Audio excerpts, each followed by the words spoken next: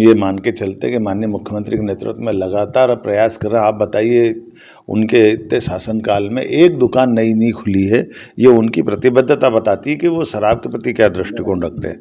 लगातार शराब को लोग न उसका उपयोग करें, इसलिए वो मद्यपान के विरोध में अभियान चला रहे हैं। लगातार इस वातावरण का फर्क पड़ रहा है और हम सब समझ सकते हैं कि केवल डंडे के बल पे बहुत सारी बातें नहीं हो सकती है। शासन के साथ साथ सामाजिक चेतना भी आवश्यकता है, जन जागृति की जरूरत है। और मैं उम्मीद कर रहा हूँ कि ये केवल पॉलिटिकल स्टंटबाजी न करके यथार्थ में वो भी काम करे, हम भी काम करें और समाज में इस बात के लिए सबको जाना चाहिए कि ये शराबबंदी अंततः करना ही पड़ेगी, आज नहीं तो कल करें। ये हमारे लिए सौभाग्य की बात है। रामचरितमानस को हम पाठ्यक्रम में ला रहे हैं, गीता जी को पाठ्यक्रम में ला रहे हैं, क्योंकि ये बात सही है कि ये जो घटनाक्रम है, पूरा देश जिन पे श्रद्धा रखता है और पूरी दुनिया उसको एक विशेष आदर से देखती है। ऐसे में समसामयिक दृष्टि से जो हमारे वर्तमान के विद्यार्थियों को शिक्षा दे सके, उसमें कुछ सीखने समझने का मौका मिले और अपनी संस्कृति पे गर्व करने का अवसर हो, ऐसे उन चीज़ों को जोड़ करके हम अपने पाठ्यक्रम का हिस्सा बना रहे हैं। हमने टंटिया मामा को पाठ्यक्रम में हिस्सा बनाने का निर्णय किया है। रानी दुर्गावती जी के जीवन चरित्र को सामने लाने का प्रयास कर रहे हैं। हम कोशिश कर रहे हैं कबीरदास जी, रविदास जी, हमारे अपने तुलसीदास जी, ये सभी महापुरुषों के जीवन के अच्छे प्रसंगों को पाठ्यक्रम का भी हिस्सा बनाएं और साथ साथ स्वावलंबी स्वरोजगार आधारित शिक्षा समाज में लागू हो, ताकि शिक्षा केवल शिक्षित बेरोजगारों की फौज न खड़ी करके उनका जीवन में सार्थक रोल भी हो और वो वर्तमान की दृष्टि से दुनिया में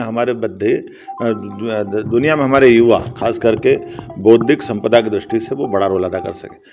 विश्वविद्यालय, महाविद्यालय सभी दूर हम गुणात्मक शिक्षा की अगर बात करते हैं तो खाली पदों से भी हमको सामना करना पड़ रहा है। मुझे इस बात की प्रसन्नता है कि उच्च शिक्षा विभाग लगातार ऐसे ठोस कदम उठा रहा है जिसके माध्यम से भविष्य में हमारी अपनी गुणात्मक शिक्षा में और मदद मिलेगी।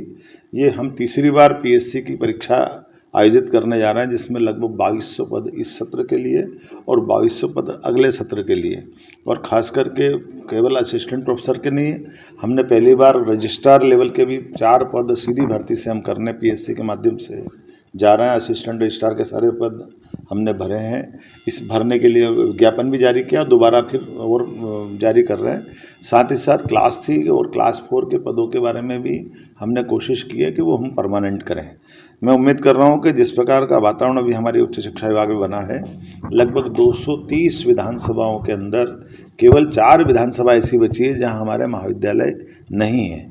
जब मैं बैठा था तब की स्थिति में लगभग हमारे पास 538 कॉलेज में से 200 कॉलेज ऐसे थे जिनके अपने भवन नहीं थे, जिनके भवन के लिए भूमियाँ नहीं थी। आज की स्थिति में लगभग हमारे पास 200 से ज़्यादा महाविद्यालय में न केवल भवन बनने की स्थिति में जा रहे हैं, बल्कि 28 ऐसे स्थान है जहाँ अभी हम भूमि नहीं ले पाए। उम्मीद कर रहे हैं कि इस सत्र तक उनकी भूमि भी आवंटित कलेक्टरों के माध्यम से करवा लेंगे, तो कोई महाविद्यालय ऐसा नहीं बचेगा इस सत्र के समाप्त होते होते जहाँ पर हम अपने भवन, अपने व्यवस्थाओं के बलबूते पर महाविद्यालय का सुचारू रूप से संचालन नहीं कर पाए।